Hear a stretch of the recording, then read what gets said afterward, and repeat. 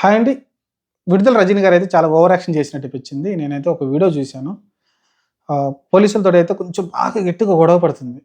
యాక్చువల్‌గా పోలీసులకి హక్కుంటుంది.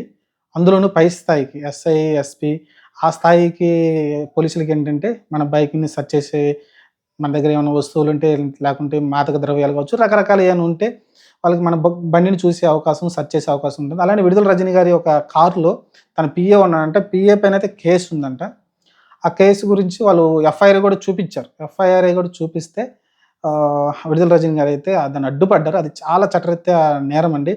ఆహ్, హ్మ్, ఆమైతే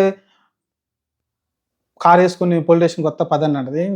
ఆమొచ్చేదేంది వాళ్ళు ఆల్రెడీ ఎఫ్ఐఆర్ ఫైల్ అయింది. అతన్ని అరెస్ట్ చేస్తారు. నువ్వు అతన్ని వాళ్ళకి అప్పజెప్తే తీసుకొనెళ్ళిపోతారు మీ పీఏని.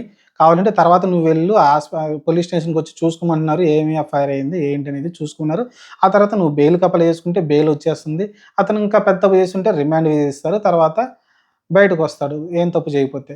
అంత సింపుల్ దాన్ని అంత రచ్చ రచ్చ చేసిందండి 'విడుదల రజనీ' అయితే ఒక గూండాలాగా అయితే పోలీసుల మీద పోలీసుల్ని అడ్డుకుంటూ అసలు పోలీసుల్ని ఎందుకని అంటుంది నాకు అర్థం కాట్లా. పోలీసులు డోర్ తీయపోతుంటే డోర్ తీయట్లేదంటుంది. మీరు ఓవర్ చేస్తున్నారంటుంది. పోలీసుల్ని ఓవర్ చేస్తున్నారంటుంది. వాళ్ళు ఏం చేస్తారంటే రూల్స్ ప్రకారం ముందెళ్తుంటారు. ఖచ్చితంగా అధికార పార్టీకి ఎంతో కొంత చేస్తుంటారు. కానీ అతను తప్పు చేసినట్టు నిరూపితమైతే వస్తాడు. తప్పు చేయకపోతే బయటకొస్తాడు గదా!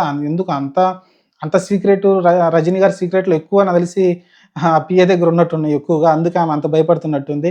వాడేమి వాగుతాడు అక్కడికెళ్ళని. ఆమెనైతే వాడిని దాచిపెట్టి మరీ బయటికైతే రానీయట్లేదు. అది చాలా నాకు అనిపించింది. ఒకప్పుడు మినిస్టర్‌గా చేసిందామె. వైద్య శాఖ మంత్రి చేసిందనుకుంటా. హెల్త్ మినిస్టర్‌గా చేసింది. అంత ఇంగిత జ్ఞానం అయితే లేకుండా ఆమె అయితే పనిచేస్తా ఉంది. చెప్పాం గదా! అధికారంలో ఉన్నప్పుడు ఒకలా, లేనప్పుడు ఒకలా వ్యవహరిస్తా ఉంటారు. అధికారంలో ఉన్నప్పుడేమో మేము చట్టరీత్యం చేస్తుంటాం. మేమేమన్నా తప్పులు చేస్తే మమ్మల్ని శిక్షించండి అంటారు. ఎందుకంటే అప్పుడు అధికారంలో ఉంటారు. ఏ పోలీసు డేర్ చేయడు. ఇప్పుడు ఆమె నార్మల్ అయిపోయింది కాబట్టి ఇప్పుడు ఎమ్మెల్యే గూడా కాదు ఆమె.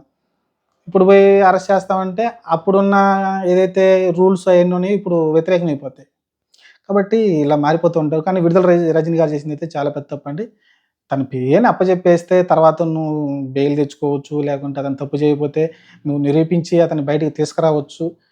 పెద్ద విషయం ఉందక్కడ. కాబట్టి అతన్ని దాచిపెడుతుందంటే ఖచ్చితంగా అక్కడేదో తప్పు జరిగింది.